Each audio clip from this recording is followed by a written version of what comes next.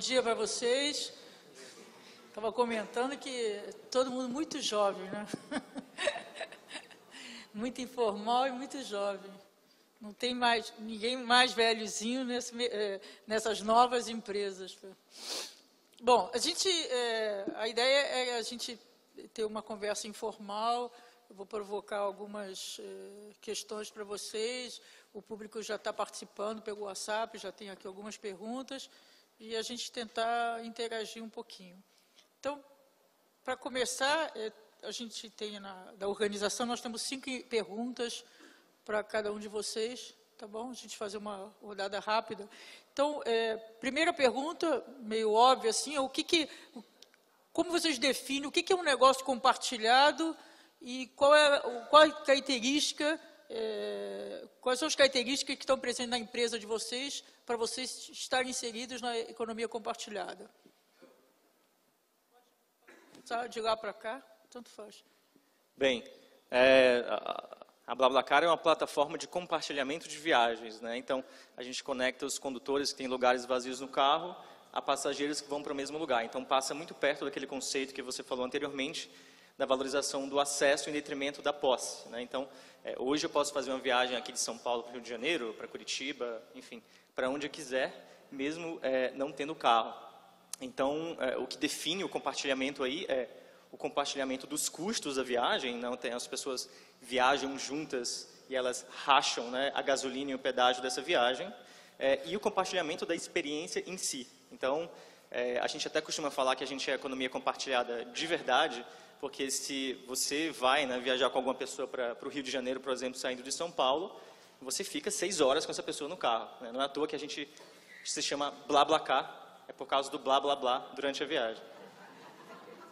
E como é que vocês lidam com a questão da segurança? A gente faz 3 coisas, né? Primeiro, a gente tem um cadastro, tanto do lado do condutor quanto do passageiro, né? Então, tem algumas informações que os dois têm que compartilhar conosco. Segundo, a gente tem um time de moderação, tanto aqui em Brasil quanto na França, que modera a atividade da plataforma. E, por fim, talvez aí o mais importante de tudo, a gente tem as avaliações, né? Então, ao final da viagem, condutor e passageiro se avaliam com entre 1 e 5 estrelas, e essa informação é disponibilizada no perfil público dos dois.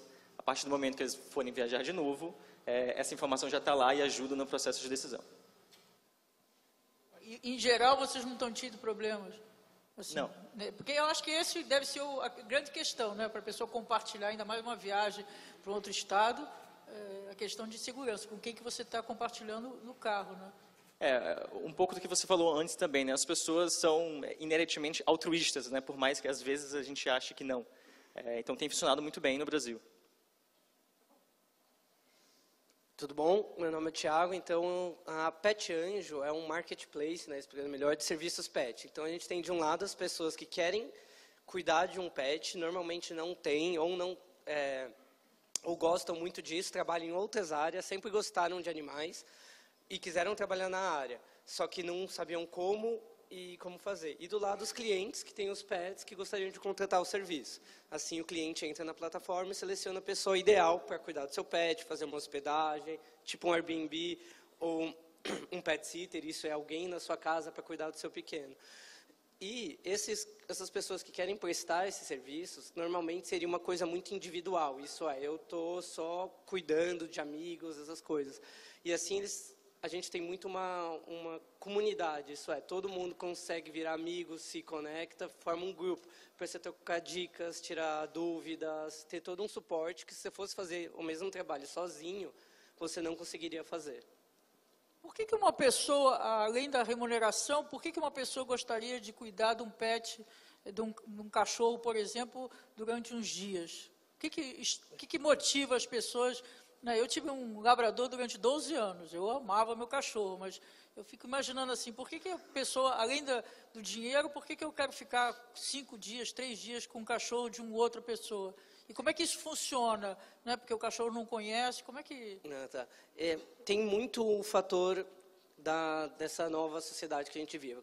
Um dos motivos que, inclusive, você falou que é a mobilidade. As pessoas querem estar mais livres, poderem fazer mas terem mais independência. Isso é, eu quero ter um cachorro, eu gosto de cuidar de cachorro, mas eu não quero ter que cuidar dele toda hora, levar no veterinário, fazer todo dia ter isso, não poder sair em tal lugar porque eu tenho cachorro, ter todo esse planejamento disso.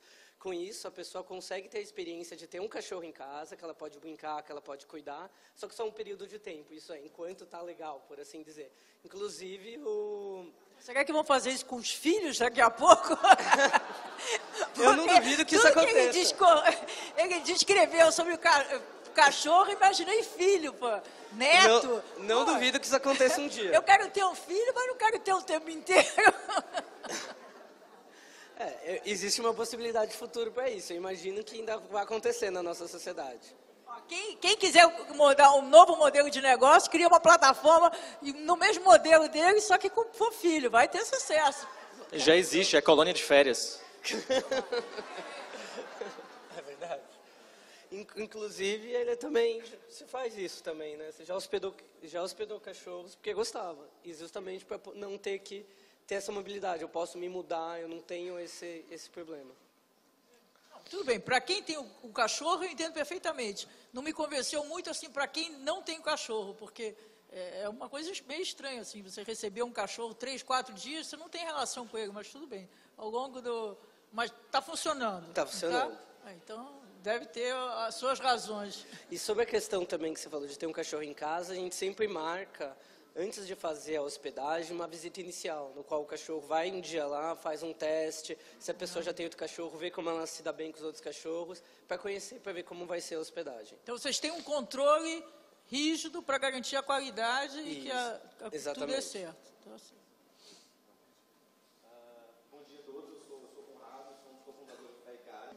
Existe uma massa de carros que ficam parados aí corriqueiramente aí durante 22 horas do dia em média, né? Então, por que não monetizar esses carros aí enquanto eles não estão parados, né? É um pouco da tese, é um pouco da dor de que a gente parte da nossa startup. Então, um pouquinho disso. Você só uma observação, isso que ele está dizendo tem um impacto na sociedade muito positivo, né? Porque o tema da sustentabilidade, que não vou me estender, não vou falar disso que não é o assunto hoje, mas tem tudo a ver com isso. Quer dizer, se a gente maximizasse a utilização de determinados bens, inclusive, principalmente o carro, a gente tem impacto positivo toda na discussão sobre a sustentabilidade, né, sobre o consumo, sobre essa questão que a economia funciona, que é produzir cada vez mais, as pessoas comprarem cada vez mais. Então, essas questões da economia compartilhada, bom, tem vários pontos que eu não falei na minha palestra, mas um deles é essa questão, os impactos também positivos no tema da sustentabilidade. Concordo plenamente. Na verdade, a gente percebe essa premissa básica da economia compartilhada como a capacidade ociosa que a gente tem de diversos recursos, aí, seja de carro, seja de experiências, seja de utensílios domésticos aí que a gente vê a economia compartilhada como um novo perfil aí em que a pessoa realmente começa a tentar monetizar esse tipo de recurso que está parado e, ao mesmo tempo, também se oferece o acesso para quem está lá do outro lado, que é a questão da era do acesso que foi bem colocado e a gente tem visto isso, né? Que no limiar também tem uma perda de mobilidade urbana, né? Porque quando a gente está falando que uma pessoa pode ter acesso a um carro em detrimento a comprar a gente está falando que a pessoa não precisa colocar um novo carro na rua, né? Então a gente tem visto aí na plataforma que tem pessoas aí alugando sempre da mesma pessoa aí corriqueiramente aí 10 vezes e isso gera um ecossistema aí muito mais equilibrado aí na nossa opinião. Ok. Queria começar com uma pergunta. Quem aqui vendeu ou comprou alguma coisa na OLX? Ok. 20, várias pessoas. Ok, para vocês que ainda não venderam ou compraram. O OLX é a maior marketplace, o maior lugar para comprar e vender coisas usadas no Brasil. A gente parte do pensamento que a gente ajuda pessoas a desapegar coisas, produtos que eles não usam mais. A gente fez uma pesquisa e determinou que, na média, no Brasil, cada brasileiro tem R$1.800 parados em casa, com coisas que não usa mais. E a gente dá acesso para pessoas comprar esses produtos com assim, descontos até 70% na média, comprar esses produtos usados das pessoas. Então, esse é o nosso propósito, aproximar pessoas para tornar itens em felicidade. Qual a diferença ou qual a vantagem comparativa de vocês em relação a outras plataformas que se propõem a fazer a mesma coisa? Como é que você diria assim, poxa, nós somos melhores porque a gente tem isso e isso? Eu acho que a nossa maior vantagem é a eficiência e a rapidez com qual você vende, né? A gente tem 15 milhões de anúncios na OLX, né, hoje, e a gente tem 2 milhões de produtos vendidos por mês. Enquanto eu estou falando 1 minuto aqui, vende 50 produtos. E, então, acho que realmente é uma experiência uau para a pessoa que vende, que realmente coisas que você não achava que ia vender, vende. Eu percebi isso e coloco coisas que eu acho que ninguém vai querer isso e tem realmente pessoas que querem. Sempre tem, mas essa velocidade tem a ver com o quê? Tem a ver com o modelo de negócio, com a tecnologia, com a divulgação. Qual é o principal fator, ou um dos principais fatores que influenciam, que gera essa rapidez? Eu acho que é uma função de várias coisas. Acho que é claramente a escala que a gente tem. A gente tem muitos produtos, muitos vendedores que traz muitos compradores. Muitos compradores traz mais vendedores. Então tem muito efeito de escala muito positivo. A gente tem uma tecnologia que apoia tudo isso. Acho que foi o Ricardo que me falou antes que quando ele voltou dos Estados Unidos, ele procurou geladeiras em Vila Mariana e achou 21 geladeiras. Se você não achasse nada, acho que não funcionaria tão bem. Então, realmente, o volume de oferta é um grande driver. E a rapidez, a velocidade, a facilidade com a qual você consegue fechar negócios. Bom, agora a segunda rodada. A gente gostaria que vocês falassem sobre quais são os pontos fortes e fracos do modelo de negócio de cada um.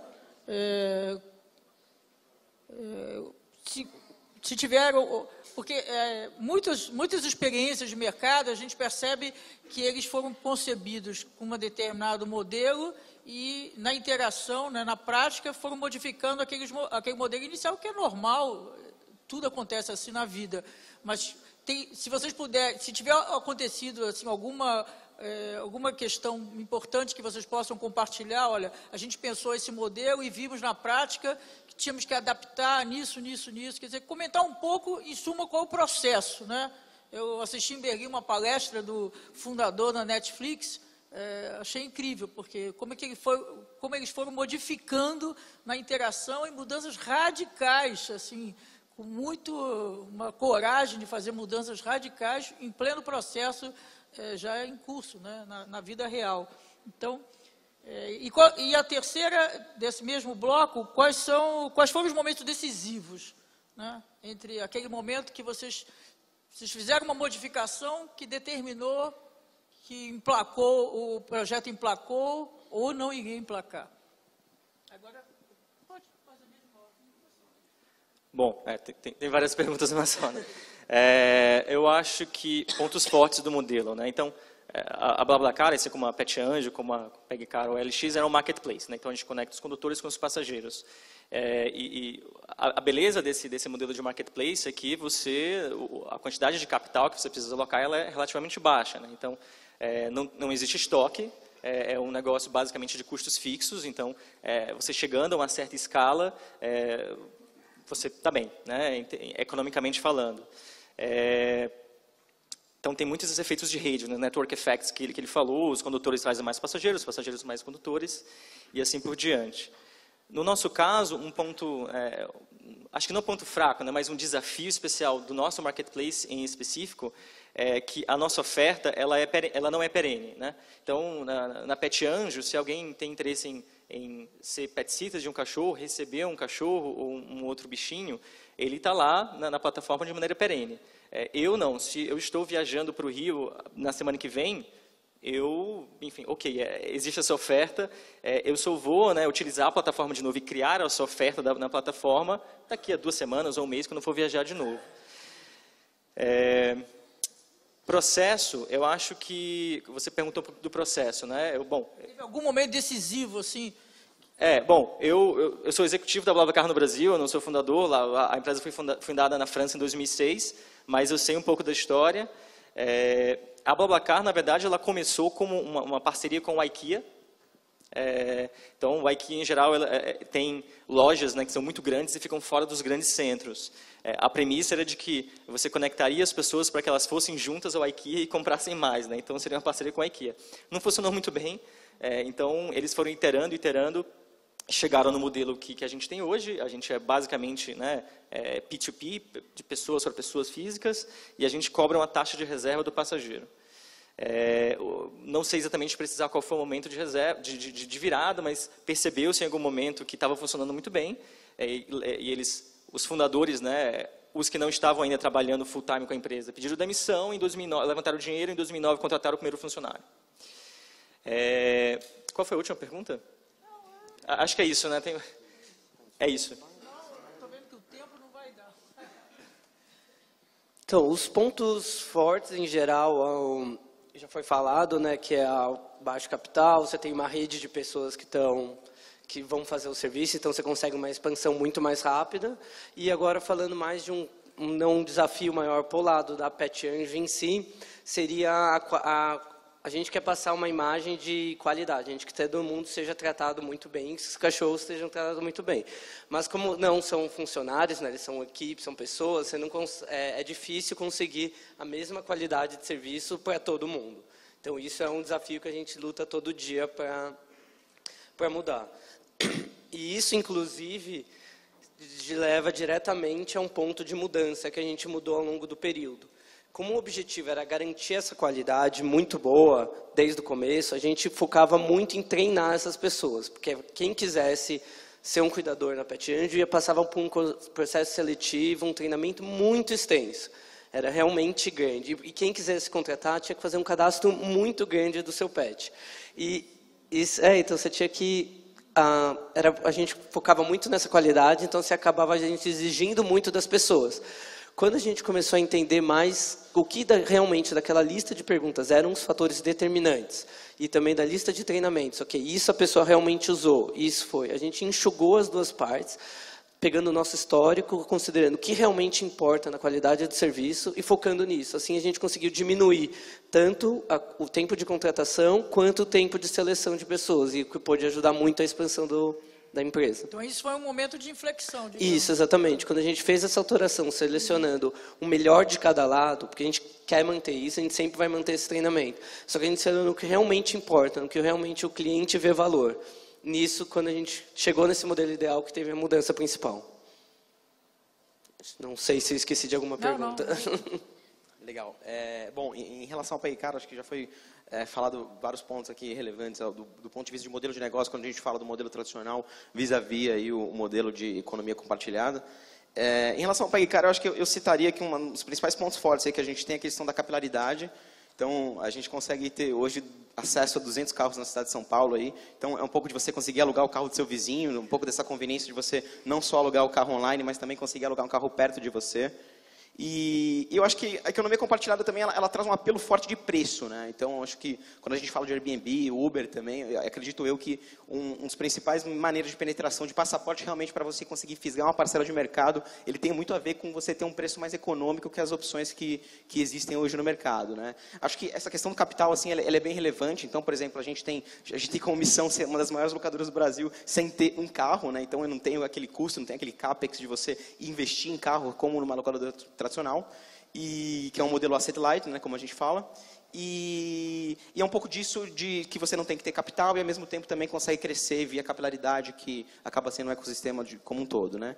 Em relação ao ponto fraco, acho que a gente vive ainda uma pegada ainda de desapego em relação ao brasileiro. Acho que compartilhar o próprio carro ainda não é algo completamente trivial, e é uma das barreiras aí que a gente tem tem enfrentado bastante, obviamente, considerando aí atuando em nichos específicos para a gente conseguir crescer. E acho que esse é um dos principais pontos fracos aí desse modelo, que acho que a economia compartilhada ainda está engatinhando aí no mercado. E acredito eu como um ponto de inflexão aí do nosso negócio, aí, do ponto de vista de quando deu realmente a guinada. Na verdade, a gente é uma startup, a gente tem 8 meses de vida. O nosso projeto, na verdade, começou um pouco mais atrás, lá a gente teve um período pré-operacional, em que a gente teve que ir atrás das seguradoras. A gente tem, como a gente oferece essa questão do seguro pela transação, a gente teve que bater na porta de mais de 10 seguradoras, e aí a gente conseguiu fechar com uma seguradora. E isso, na verdade, foi um marco para a gente, quando a gente conseguiu, de fato, começar a operar com a Mafra, aí, no caso, que a gente teve nosso gatilho operacional, que foi quando a gente começou a operar. Então, falaria um pouquinho disso. Ok. Eu acho a principal vantagem do nosso modelo é realmente o win-win, né? O win para o vendedor, que desapega numa coisa que você não precisa mais. O win para o comprador, que consegue acesso a um produto por um preço muito mais barato do que consegue em outro lugar. Com claramente os efeitos positivos que você tem também no ambiente, tudo mais, né? Eu acho que o nosso principal desafio é assim, você fala para uma pessoa, ok, você consegue vender seu produto na OLX, você vai vender muito rápido, é muito fácil, é de graça, totalmente. Aí brasileiro normalmente olha, né? Parece bom demais, né? Provavelmente tem alguma coisa errada atrás. Provavelmente alguém vai mandar no WhatsApp depois perguntar como a gente faz dinheiro, que eu vou responder depois. Mas assim, realmente convencer pessoas a listar os seus produtos e vender é um desafio. A gente já tem 2,5 milhões pessoas por mês que listam produtos para vender na OLX, então já é bastante, mas a gente vê que poderia ser 10 vezes mais, considerando como esse modelo tem de potencial. Então, esse é o principal desafio. Ponto de inflexão. Acho que tem 2 pontos de inflexão na empresa. Acho que foi um ponto, a gente tem uma história de 2010, 2011, mais ou menos, no Brasil. Acho que foi quando a gente se tornou uma empresa mobile first e app first. Antes a gente estava muito focando no web, mas onde a penetração da internet cresce no Brasil hoje é no mobile. E hoje a gente está com 70% dos nossos acessos mobile e isso que cresce. O web não cresce muito mais. E a outra foi a fusão, acredito eu, entre Bom Negócio e a OLX, que, né, juntou 2 empresas bem fortes e 1 mais 1 virou 3 com a capilaridade, né, e aumento de vendedores e compradores que a gente conseguiu na plataforma. Tem muitas perguntas aqui no WhatsApp. Eu vou até deixar de lado as perguntas que a gente tinha preparado para poder dar oportunidade para o público que está participando. O Diego Castro, ele faz uma pergunta que eu estou juntando com o do Marco Aurélio. Tem umas perguntas em relação à questão cultural, né? Então, vieram falar comigo algumas pessoas, não deu para abordar todos os temas, evidente, na minha palestra, mas a questão da cultural é fundamental, né? Quando a gente fez a famosa pesquisa que eu já citei, nós também olhamos as redes internas, que hoje, a partir de uma determinada escala, de determinado porte, as empresas desenvolvem redes colaborativas internas. E um dos fatores mais restritivos, limitador da evolução dessa colaboração interna é a cultura, é a questão cultural dos próprios funcionários, né? Então, nós, apesar de as pesquisas mostrarem que você criando um ambiente favorável, a tendência é as pessoas colaborarem, contribuírem, mas, de fato, a gente foi criado e continua sendo criado numa sociedade competitiva, que a gente entra nas empresas para se dar bem, para cada um ver o seu lado, para competir, e a posse da informação é um elemento importante nessa competição. Então, a questão cultural é um peso, tem uma transformação cultural em curso. Mas nas empresas de vocês, claro que eu acho que essa questão cultural, do ponto de vista dos funcionários, deve ser bem marginal, porque são pessoas jovens que já estão querendo trabalhar nessa cultura. Mas pode ser que tenha em relação aos usuários, né? Como é que, porque principalmente neles, nos 3 primeiros que dependem muito, que é diferente do modelo de negócio dele, mas os 3 primeiros dependem muito dessa cultura, de quem está participando das 2 pontas, né? Então, falar um pouquinho como vocês lidam com essa questão cultural. Isso tem sido um problema, ou vocês acham que as pessoas estão aderindo numa boa? Bom, a gente não julga um problema, é uma condição de contorno. Para você ter uma ideia, a gente estima hoje que mais de 1 milhão de pessoas já compartilham viagens através do Facebook, sem uma plataforma de avaliações, sem uma plataforma organizada. Então, assim, já existe um nicho, né? Obviamente, a gente pensa numa escala um pouco maior. Eu acho que é um processo de médio prazo. A gente estava até conversando aqui no intervalo. O que a gente tem que fazer é melhorar cada vez mais o nosso produto, a nossa plataforma, para que as pessoas confiem mais. Então, eu citei que a primeira coisa que a gente faz é um cadastro.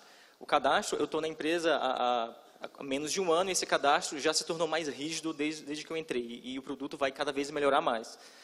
À medida que a gente melhora o produto, a gente tem que comunicar, obviamente, todas essas melhorias do produto e todas as ferramentas que a gente cria para gerar confiança na nossa comunidade, da comunidade da BlaBlaCar para todo mundo, mas o que realmente traz o crescimento não linear, né? Você crescer linear é até relativamente fácil. O que traz o crescimento exponencial são as indicações. Então, tem pessoas que estão usando a BlaBlaCar desde o início, desde o primeiro dia. Tem pessoas que vão precisar ver um anúncio da gente no Facebook, vão ter que ver um artigo sobre a gente na imprensa especializada, e até chegar o momento que uma pessoa do círculo de amigos dela usou, putz, vou confiar, vou testar. E ela vai ter uma experiência positiva, e aí a gente sabe concretamente pelos números que, a partir do momento que a pessoa usou, ela vai ter uma experiência boa e ela não vai mais parar de usar. Mas é um processo de médio prazo. Eu acho que essa cultura primeiro pelo lado do cliente, vai dividir as 2 partes, entre os pet anjos, né, os anfitriões, e o lado do cliente. Primeiro, do lado do cliente, como foi falado mesmo, é a questão da confiança. No Brasil, os brasileiros não confiam muito no que vem online, não tem certeza. Como eu posso confiar, a menos que algum amigo fale, ou alguma empresa especializada fale no assunto? É muito uma questão de trazer essa confiança para dentro e mostrar que não tem, que é possível confiar. É o mais contorno da cultura mesmo aqui no Brasil, que a gente vê é fazer as pessoas confiarem nisso. Deixa eu fazer uma parte, que eu não sei se vocês sabem isso, outro dia eu li uma pesquisa que o brasileiro é um dos menores índices de confiança que existe no mundo, né? Porque a gente fala, pô, brasileiro é gente fina, todo mundo é legal com o outro. A pesquisa mostrava isso, um dos menores, um brasileiro confiar num outro brasileiro. Sim, a gente vê isso bastante, sim. As pessoas sempre querem alguma referência, alguma coisa, por isso que a indicação para o outro sempre acaba sendo um fator maior. E a cultura dos lados dos anfitriões, na verdade, é muito boa. Na verdade, é o oposto, porque são pessoas que normalmente gostam de trabalhar com mulheres, querem mexer com isso, mas fariam isso sozinho. E aí, como tem uma equipe que cria uma cultura de troca de informação, de conhecimento muito boa, que ajuda muito. E aí as pessoas sempre indicam novos clientes, indicam um amigo. Tem muitas vezes que a pessoa começou a receber, aí indicou para um amigo, aí indicou para outro amigo, e acabou todo mundo da região fazendo esse tipo de serviço. Então, desse lado é muito legal. A cultura já vem meio que automática, assim, não tem nenhum desafio desse lado. Legal. Eu concordo plenamente com o que foi falado. Acho que tem essa questão de comunidade, tem a questão de você conseguir fazer um produto em que você define exatamente quais são as regras do jogo dentro do marketplace, né? Acho que o papel como marketplace realmente é unir as 2 pontas de maneira mais qualificada possível e criar confiança, né? Acho que um dos grandes objetivos que a gente tem é ter uma sistemática de confiança, que a pessoa consiga cadastrar o próprio carro e ela consiga não ter nenhum tipo de dor de cabeça na plataforma hoje, né? E eu acho que, na verdade, o grande ponto aqui do issue da confiança, que eu acho que é realmente uma questão complicada quando a gente fala de economia compartilhada, é que hoje a gente já tem vivido aí um processo em que a gente vê que isso já é um negócio de nicho, está se transformando de um negócio de nicho para um negócio de massa, né? Então a gente sempre desmistificou um pouco essa questão de que o carro é o xodó do brasileiro, que o carro realmente não poderia ser compartilhado, né? Um ponto aqui que eu acho que é muito relevante é que você tem que realmente agregar valor para quem está compartilhando, né? Ou via produto ou via eventualmente o que a gente faz, né? Então, por exemplo, hoje tem proprietário na plataforma que ganha R$2.000 por mês. Quando a gente fala de um produto legal, com uma causa envolvida, e ao mesmo tempo também um empoderamento do ponto de vista financeiro, eu acredito que esse ponto de vista de que vai virar um negócio de nicho para um negócio de massa crítica, aí, como eles comentaram, que eu acho que é o caminho aí para a economia compartilhada. Eu acho que o caminho realmente é, como você falou, confiança muito baixa no Brasil. Na OLX, a gente percebe isso porque as pessoas se encontram, né, para fazer um negócio. Que é uma coisa muito positiva, que as pessoas acham depois, mas com muito medo, às vezes, antes. Eu acho também que tem baixa confiança, mas acho que eu vi também que o Brasil é um dos países onde você mais confia em família e, né, outras pessoas até falando que é bom, mais que tipo informação objetiva em lugares. Então, acho que também quando a gente chega numa certa penetração, tantas pessoas no seu redor já fizeram e tiveram uma boa experiência, aí chegamos realmente um ponto de inflexão esse tipo de serviços também, que todo mundo tá fazendo. A gente não tem mais muito tempo. Eu vou juntar duas perguntas que as pessoas... Bom, as pessoas estão falando muito sobre a questão do risco, né? Aí tem o Leonardo Rosenberg, da Azul Linhas Aéreas, pergunta: qual a garantia que o PegCar dá ao dono do veículo para que o locador não usará o carro para cometer um crime, por exemplo? Bom, ele faz a pergunta, mas outras pessoas também querem saber sobre como mapear e mitigar esse risco, né? E aí, se juntarem as duas coisas, são perguntas totalmente diferentes, mas só para a gente ganhar tempo. E outra curiosidade, que é evidente, é a questão do como vocês ganham dinheiro, em suma, né? Como monetiza o projeto, mas como vocês ganham dinheiro? Então, são essas duas questões, né? Vocês já falaram um pouquinho sobre como é que vocês...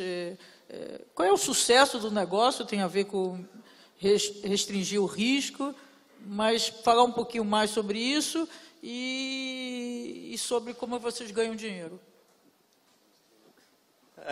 Bom, parafraseando um pouco a mim mesmo, né? Então, a gente foca muito no produto, né? Pensa na visão de longo prazo, então a gente tem um cadastro, que a gente tem algumas informações pessoais, tanto do condutor quanto do passageiro hoje, e a gente vem aumentando ao longo do tempo a quantidade de informações que a gente pede, né? Sempre levando em conta o que ele falou, que a gente tem que diminuir a fricção também nesse processo. Então, uma outra coisa, acho que eu vou talvez enfatizar um pouco mais meu segundo ponto, né? As pessoas veem o aplicativo, tem um app aqui, né? Mas tem 500 pessoas hoje na BlaBlaCar trabalhando. Tá? A gente tem 500 funcionários. E acho que quase 100 fazem parte do time de moderação e o time que fica monitorando, né, como uma águia, tudo que está acontecendo na plataforma, para qualquer tipo de indício que poderia haver um desvio, a gente já atua na hora para que não evitar qualquer tipo de problema.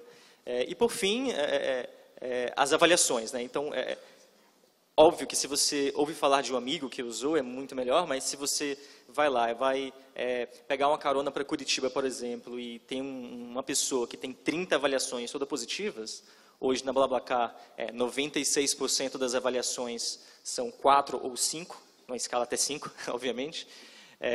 Então, você passa a confiar. E monetização, hoje a BlaBlaCar está em 22 países, em 7 desses países ela monetiza, então ela cobra uma taxa de reserva de mais ou menos 15% em cima da contribuição do passageiro. Então, pensando no contexto brasileiro, aqui a gente vai provavelmente monetizar da mesma forma, não sabemos ainda quando.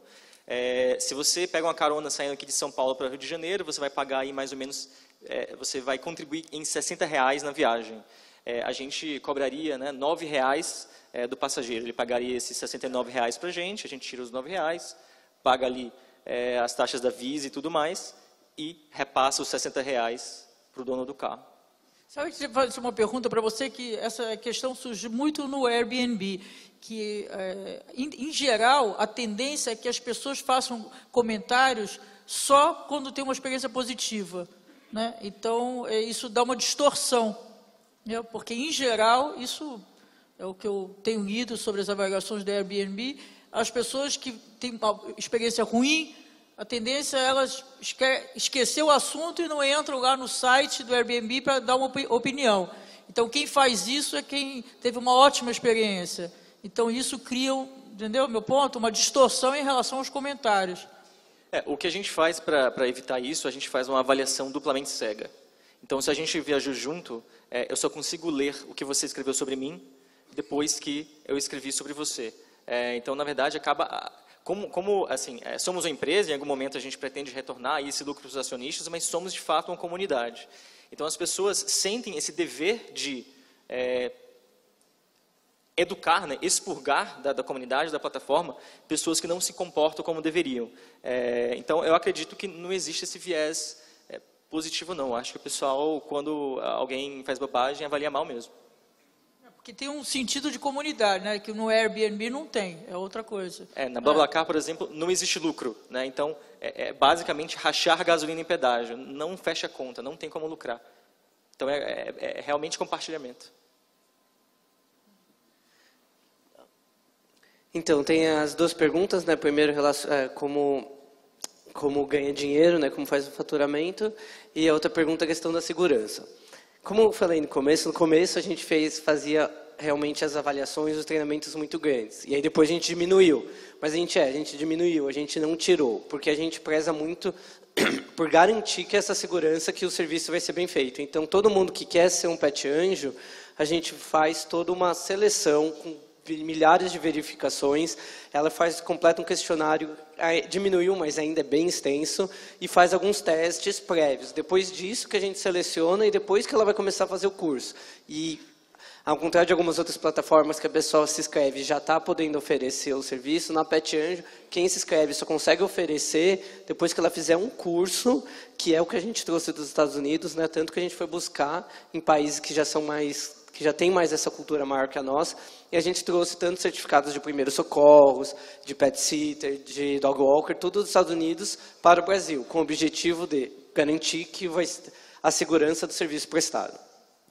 E, como foi comentado, a gente usa também esses mesmos modelos de reviews. Todos os anjos têm reviews embaixo dele, então todos os clientes podem fazer, né, não são obrigados, mas fazem reviews, normalmente eles fazem, e para conter esse viés. Realmente, no Brasil, a pessoa tem um fator de que ela não gosta muito de falar mal da outra. Ela sente que ela não pode, que a pessoa vai ficar chateada com ela, que ela está prejudicando a outra. Então, a gente manda 2 reviews. A pessoa vai colocar um review que ela sabe que vai ficar exposta para embaixo do perfil do Pet Anjo, e um review que ela sabe que só vai ser visto internamente por alguém da equipe da Pet Anjo de escritório. E percentualmente, significativamente, a diferença entre os dois? Então, normalmente não é, mas acontece. E é bom para isso que a gente acaba podendo melhorar antes do que a pessoa falou alguma coisa só para agradar, sendo que, na verdade, ela pensou outra. E aí a gente consegue resolver essa situação e oferecer um serviço de melhor qualidade e evitar problemas no futuro. E a gente pode fazer alguma edição na nota para compensar esse valor que foi dito. Então, a gente consegue manter essa qualidade sem a pessoa garantindo melhor segurança.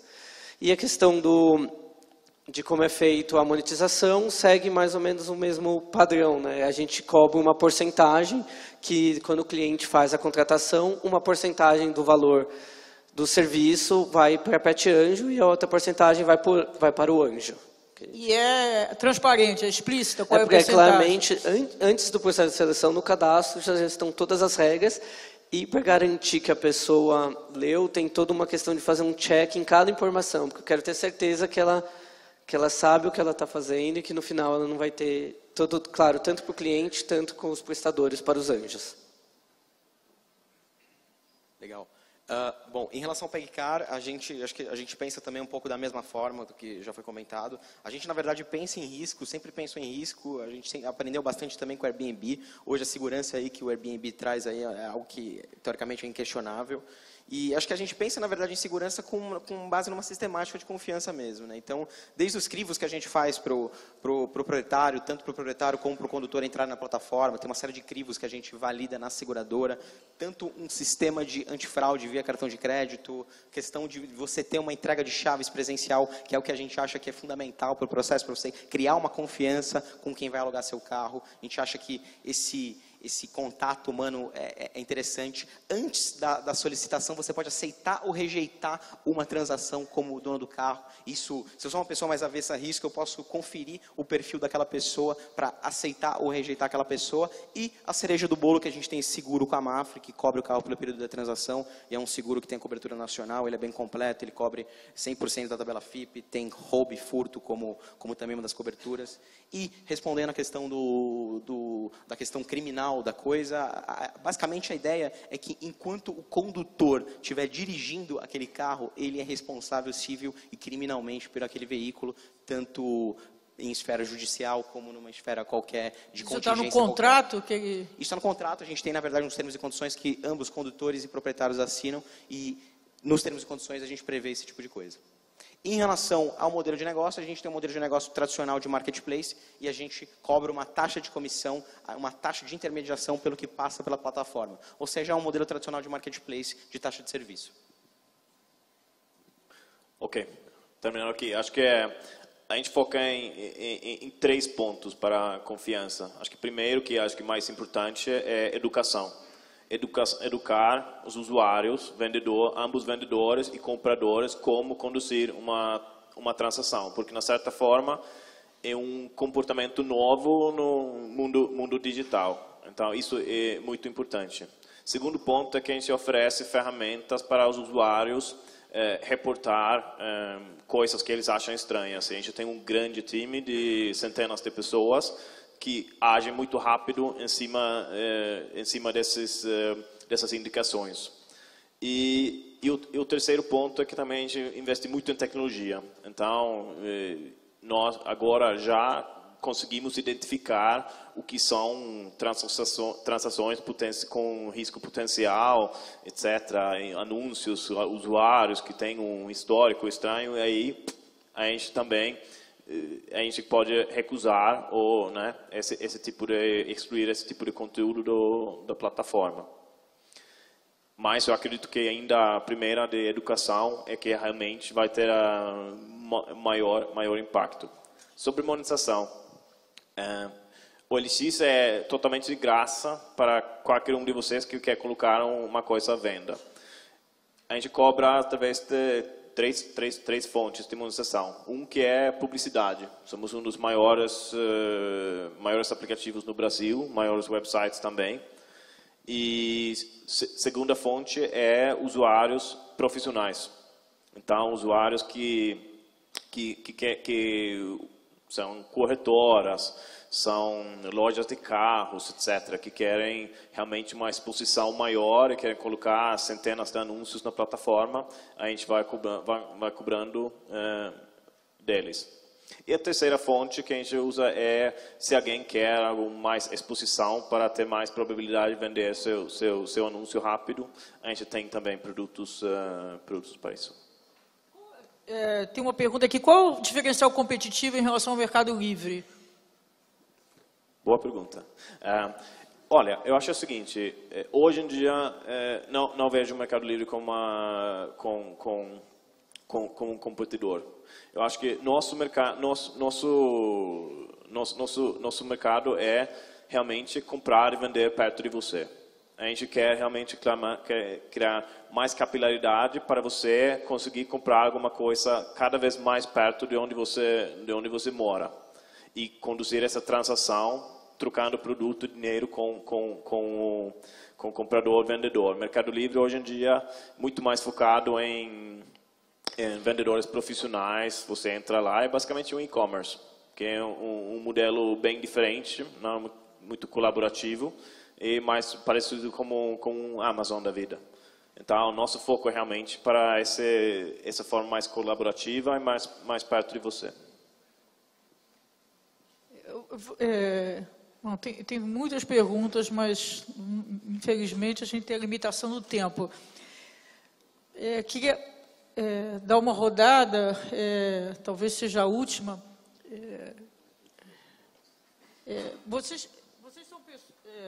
Vocês são pessoas que estão mergulhados nesse novo ambiente, né? Então, queria que vocês falassem um pouquinho sobre quais são os modelos que estão dando certo, quais são os modelos que não estão dando certo, né, que vocês tenham visto no mercado. Olha, esse tipo de modelo não vai dar certo por causa disso. Um pouco que vocês pudessem comentar, já que vai ser provavelmente a última rodada, o que vocês, se vocês já refletiram, já pensaram sobre um pouco do que eu falei, sobre as empresas tradicionais, como é que elas podem interagir, como é que elas podem se movimentar nesse novo ambiente. Um pouco assim, a impressão de vocês sobre esse mercado em geral, né? O que vocês viram que são, se vocês pudessem listar quais são fatores de sucesso, por exemplo, e quais foram os fatores de insucesso dos modelos, não só de vocês, mas do mercado em geral, o que vocês têm observado. E se quiserem dar alguma palavra para as empresas tradicionais, será bem-vindo. Bom, essa é difícil. Bom, modelos que estão dando certo, né? BlaBlaCar, PetAnjo, PegCar. Bom, bom, não sei, mas eu acho que pensando um pouco no compartilhamento de ativos, né?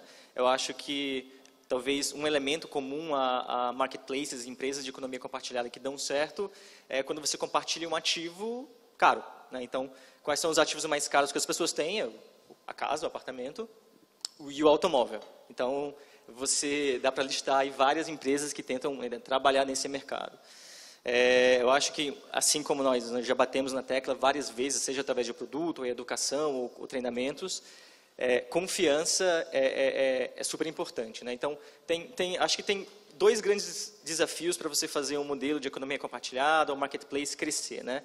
O primeiro é você conseguir crescer rapidamente de ambos os lados. Então, existe um problema do ovo e a galinha, você precisa de pessoas oferecendo carona, você precisa de pessoas pegando carona, e vice-versa. Então, é difícil você cirurgicamente equilibrar isso, né? Então, eu acho que isso se aplica para todos os modelos aqui no painel. E o segundo, criar essa confiança. Então, acho que é isso com relação a empresas tradicionais. Eu acho que já tem uma série de empresas tradicionais experimentando com esses modelos, né?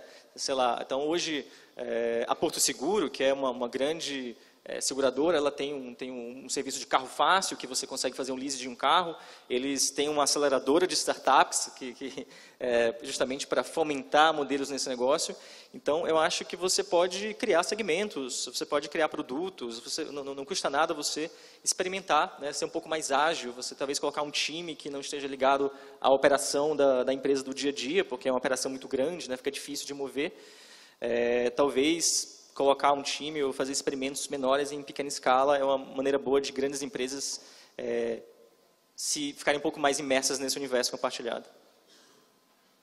Isso que ele falou agora eu acho bem interessante. Até me lembra que foi uma das empresas que participaram da nossa pesquisa, foi o Magazine Luiza. Eles criaram, por exemplo, um canal de venda, não sei se alguém sabe isso ou participou, que você montava a sua vitrine com produtos do Magazine Luiza no Facebook para vender para os seus amigos, como se fosse uma revendedora da Avon, na Natura, só que numa estrutura online, né? Então, é um pouco na linha do que ele falou. É uma empresa tradicional que ela cria um canal de venda, um novo produto, né? É difícil imaginar uma transformação do todo o negócio da empresa, mas ela pode criar algumas experiências, digamos assim, ou com produto, ou de canal de venda, eu acho isso interessante o ponto dele. Como foi falado, né, o que as pessoas normalmente compartilham nos marketplaces são coisas caras, produtos caros. A gente vê que está dando certo. E que não tem uma coisa mais cara para a gente do que o tempo, o nosso tempo. Então, eu vejo muito desses marketplaces que estão dando certo, muitos focados nisso. São coisas que você até poderia fazer você mesmo, mas você gastaria muito tempo que você gostaria de estar fazendo alguma outra coisa, ou trabalhando na empresa para ganhar mais dinheiro, ou fazendo um lazer, tendo alguma coisa. Então, por exemplo, empresas que, como até Porto Seguro faz, né, de ter alguém para arrumar a sua casa, de ter contratar uma diarista através de um aplicativo, para alguém para limpar, para cuidar dos seus pets, cuidar dos seus filhos, te levar de algum lugar para o outro. Então, todos esses fatores que te dão economia de tempo e fazem com que você consiga fazer mais coisas que normalmente ou você gastaria muito tempo ou não saberia fazer. Então, eu acho que são empresas nesse lado de marketplace que estão dando certo.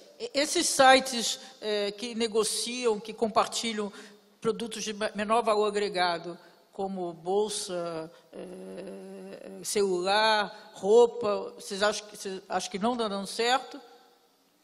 Porque vocês dois falaram que um dos fatores de sucesso é serem produtos de maior valor agregado.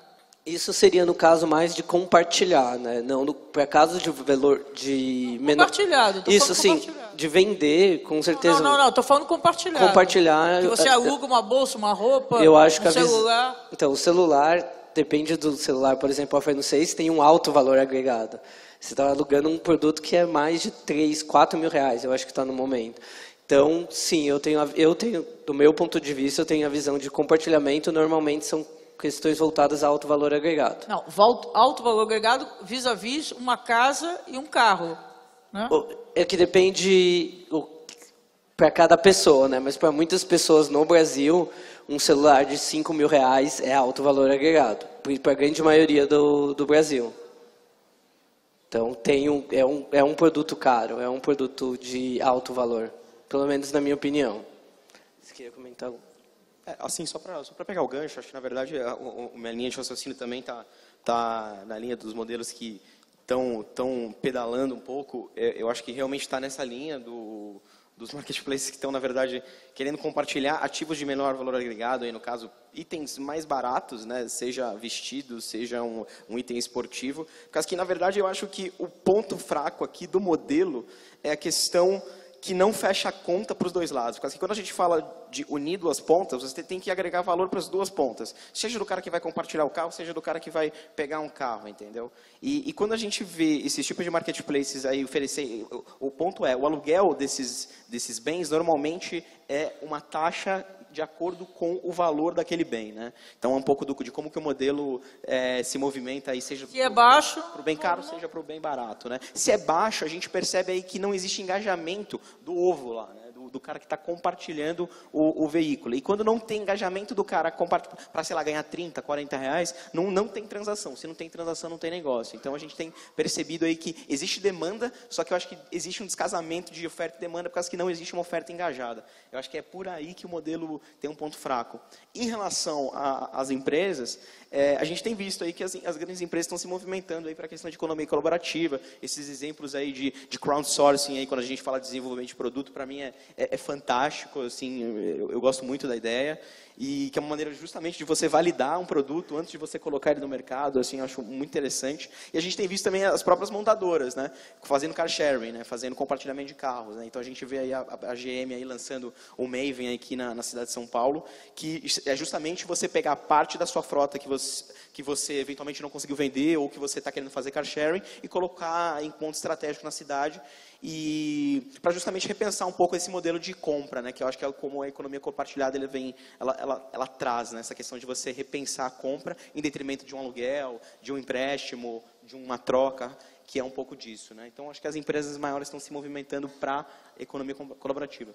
Então, só para ressaltar o que ele falou, quer dizer, é interessante, a GM tem esse projeto de compartilhar a frota, agora é diferente de ela desenvolver um carro com o consumidor, né? Não, é só para a gente pontuar, não tem, eu acho perfeito o que você falou, só queria pontuar assim, que como existem, de fato, assim, não contradiz o que eu falei antes da dificuldade das grandes empresas tradicionais entrarem nesse mercado para colocar em discussão ou abrir o seu core business, os seus produtos básicos. Mas tem formas de elas participarem dessa economia. Então, por exemplo, eles estão dando algumas ideias não, eles estão contando algumas experiências que eles viram no mercado. A GM, é bem lembrado, é uma dessas experiências, mas que é diferente. O meu ponto que é de interrogação, que eu acho que é quase impossível, é desenvolver os seus produtos de uma forma compartilhada com o consumidor. Mas ela ter experiência de alguma forma compartilhada, eu acho que isso está proliferando de alguma maneira. Só para comentar, eu acho que, na verdade, o ponto fraco daqueles modelos, na verdade, é a não remuneração, pelo menos na minha cabeça. Eu acho que se eles conseguissem, de alguma maneira, criar algum tipo de royalties para quem participou do processo de invenção daquele produto, seja na questão da concepção, seja na questão de você fazer o nome ou embalagem do produto, eu acho que isso geraria um ciclo muito mais equilibrado, assim. Pelo menos naqueles modelos lá, o cliente colaborava, mas não era remunerado, né? Pelo menos eu acho que é um ponto aí que eu colocaria. Mas a remuneração reflete a dificuldade de você fazer essa colaboração, e de você definir o que de fato, qual é o valor agregado que aquele consumidor, usuário da plataforma, está te trazendo para você remunerar nessas plataformas colaborativas. Não é simples isso. Entendeu? Essa equação faz parte dos desafios. Ok, terminando aqui, acho que foram colocados vários pontos bons. Eu acho que realmente o que tem mais propensão a dar certo o marketplace, acho que é onde você tem uma oferta pulverizada e uma demanda pulverizada também, né? Se algum dos dois lados está mais agregado, acho que um marketplace tende a funcionar um pouco pior. E claramente, assim, colocar valor nos dois lados. Acho que não é novidade, né? Usuários, de todos os tempos, eles querem valor, né? Seja dinheiro, seja economizar tempo, seja status, seja alguma outra coisa. Mas é muito básico, mas você olha os marketplaces que estão dando certo, acho que é isso. E, claramente, talvez os marketplaces que constroem em cima de um comportamento existente tenham tido um pouco um caminho mais fácil. Então, você pensa, Uber é basicamente um táxi que as pessoas são muito acostumadas a usar. Airbnb é muito parecido com, né, eles fizeram um processo parecido com fazer uma reserva a um hotel, que também é comum fazer. E em termos de empresas podem fazer, acho que minha experiência, acho que em geral, acho que antes de colaborar, primeiro começar a escutar os usuários. Acho que é muito básico, mas acho que muitas empresas perderam contato com seus usuários, que as pessoas que realmente usam os produtos não escutam. E acho que depois disso você consegue começar a colaborar com os usuários. Você é com os usuários em desenvolver novas soluções. Eu acho que quase o terceiro estado é que você deixa os usuários colaborar entre si para criar melhores soluções para você, né? E um dos melhores exemplos para isso, eu acho que é ecossistema. Todos vocês têm celulares com um monte de aplicativos, né? É porque Google e Apple abriram seus APIs, suas plataformas para várias pessoas criarem aplicativos, né? Que é ótimo exemplo de colaboração. Claro que toda empresa não consegue fazer isso, mas acho que tem que começar com o básico, em vez de criar muitos projetos de colaboração, começar a escutar seus usuários. Temos um pouquinho de tempo, faça uma rodada mais rápida, avançando um pouco mais nesse tema da colaboração, da cultura colaborativa. Como é que se dá a cultura colaborativa interna aos funcionários de vocês?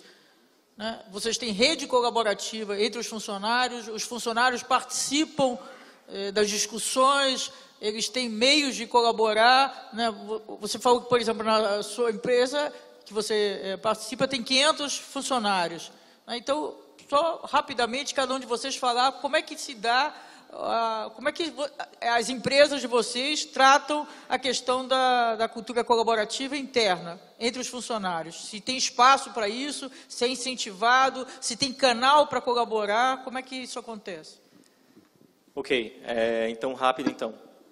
Acho que primeiro a hierarquia, então acho que provavelmente todas as hierarquias aqui, bom, são empresas menores, mas a hierarquia plana é super importante para facilitar essa colaboração. Então, quanto mais, é bem sabido isso, mas quanto mais camadas você tiver,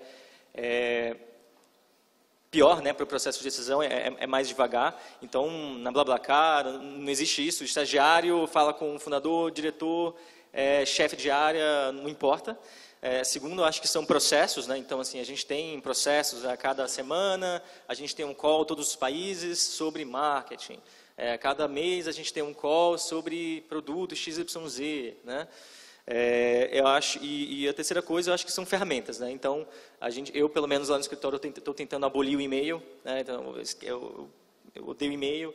Então, a gente está tentando usar o Slack, por exemplo, que é uma ferramenta que está em alta agora. Então, você consegue colaborar muito mais fácil, né? Você abre a informação. Não faz sentido eu mandar e-mail só para 2, 3 pessoas. Eu posso simplesmente colocar isso no canal de comunicação, lá, canal de marketing, e se alguém quiser colaborar e dar uma opinião, por que não, né? Então, seria hierarquia, processos e ferramentas.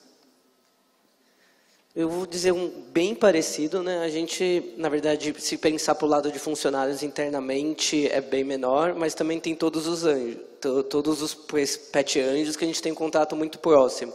E na questão de ferramentas, a gente também usa o Slack, por acaso, tanto para fazer a comunicação interna, quanto tem para comunicação com todos os prestadores de serviço, todos estão dentro, então todos podem falar entre si, para um ajudar o outro. Então tem toda uma colaboração que é muito boa para a gente, porque a gente não precisa ficar, por exemplo, ajudando todo mundo com questões que, estou com uma dúvida sobre um cachorro, outro, ele pergunta lá no grupo, alguém que pode estar em outro lugar, outra cidade, vai responder e vai ajudar. Então esse é muito forte internamente. E a gente também faz reuniões mais internas, semanais, que quem quiser, tem alguns são obrigados, mas o resto participa quem quer, está aberto. Vai ter um canal do Google Hangout aberto, quem quiser assistir pode assistir, mandar comentários. E mensais a gente encontra também grupos por todos os anjos, que podem, além de treinamentos, podem dar sugestões, tirar dúvidas, conhecer as novidades. Então, toda essa questão. Então, tem tanto ferramentas quanto encontros e deixar, né, uma cultura aberta que incentiva as pessoas a trocarem essas informações. De maneira rápida é isso. Legal. Em relação ao PayCar, a gente é bem pequeno, na verdade. A gente tem 6 pessoas trabalhando hoje com a gente. Tem uma colaboração. Exato, é muito colaborativo. Assim, é muito rápido o processo de tomada de decisão. Acho que esse é uma das vantagens competitivas de você ter uma startup, né? Não existe essas camadas, por enquanto, na nossa cabeça. Acho que é um problema que a gente ainda vai ter, né? Mas assim, a gente tem implementado alguns processos do tipo, você pega 10, 15% do seu tempo, você faz exatamente o que você quer, entendeu? Do tipo, você colabora do jeito que você bem entender, seja do que está no pipeline aqui que a gente já acordou, seja alguma coisa que você quer desenvolver que você acha que é importante para a empresa. Acho que isso é uma das maneiras mais singelas, assim, de você conseguir, e sinceras, de você fazer com que o funcionário consiga colaborar de uma maneira franca, entendeu? E a gente também tem encontros aí com a nossa comunidade, inclusive sábado agora a gente vai fazer um dos próximos encontros, em que a gente chama todos os proprietários para dar uma lavagem de graça no carro, em que a gente pega muito feedback também, e a gente incorpora muito no nosso produto também, um pouco disso. Ok. O OLX, né, é uma empresa relativamente médio porte agora, temos 500 colaboradores, todos aqui no Brasil, e a gente faz tudo aqui, nossa plataforma, produto, tecnologia, que é diferente de muitas outras empresas, né, como Uber, Airbnb, Facebook, etc. Acho que esse é um grande lance, né, como você mantém a colaboração, especialmente quando você está crescendo muito rápido. A gente cresceu, né, 100% desse ano, do ano passado até desse ano. Então, como a gente faz isso? Acho que tem alguns pontos. Um é os valores, que eu acredito que seja muito importante, né? Temos 6 valores, core values, e um desses é estamos junto. Então, realmente com hashtag também. Mas a gente vive isso. E como a gente consegue viver isso, né? Acho que tem 3 coisas. Times pequenos, cross-funcionais e com a metodologia de OKR. Vou tentar resumir em 30 segundos aqui. Mas times pequenos, Jeff Bezos do Amazon falou que tem que ser o 2-pizza team, que é um time não deveria alimentar com mais de 2 pizzas. Se 2 pizzas não serve, tem que quebrar o time. Então a gente tenta realmente escalar com mais times. E segundo ponto, cross-funcional. A gente não faz produto, tecnologia, marketing, a gente junta. Pessoas pertencem a marketing, mas eles trabalham com produto e tecnologia. Com isso você consegue uma colaboração muito forte.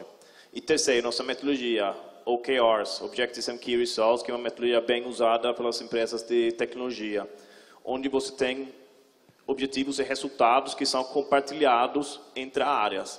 Então, a área comercial compartilha um Key Result com a área de tecnologia, porque a plataforma tem que ser estável para as pessoas conseguirem vender. E esse também, se você tem o mesmo resultado, trabalhando na mesma direção, é muito forte também o nível de colaboração que vai acontecer. Bom, terminou o nosso tempo, praticamente. Eu acho que assim,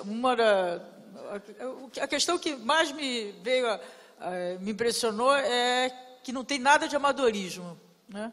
Então, são empresas, pode ser a dele que tem 6 pessoas, das pontas que tem 500, zero de amadorismo. Então, são para qualquer coisa que a gente faça na vida, a gente tem que fazer de uma forma profissional, pensando. Então, são desafios que eles enfrentam, mas sempre com alto grau de profissionalismo. Acho que isso que permeou, para mim, permeou a apresentação de todos os 4. Eles sabem qual é o negócio deles, sabem quais são os riscos, sabem quais são as vantagens, conhecem o mercado e tem uma estratégia e um planejamento muito claro, né? Então, acho que isso porque, em geral, às vezes as pessoas ficam com a ideia de que essas empresas, pessoal jovem, aí vai fazendo, entendeu? Muito amador, mas acho que não é isso. Porque, claro que tem muitas com esse perfil, mas essas não são as que estão aqui, porque, em geral, não são as que deram certo, ou que estão dando certo. Então, vocês estão de parabéns, realmente, assim, muito bom a apresentação de vocês. Obrigado. Obrigado.